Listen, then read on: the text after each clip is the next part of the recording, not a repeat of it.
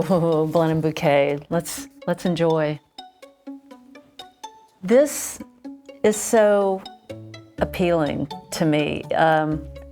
It's from 1902, and it actually was a little revolutionary at that time, because you think about the beginning of the 20th century, and there was still this holdover about perfume was made from musk and, deep bass notes and incense and heady florals. And this is very light.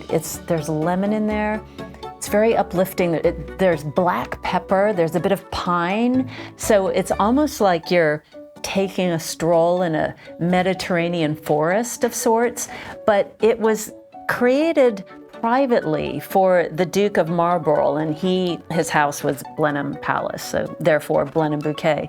And he was a bit of a dandy by all accounts, and he had his eye on the future. He didn't want to smell heavy and heady. He wanted to have this very beautiful, crisp, fresh smell. And the reason why it's still in the collection is that it is timeless.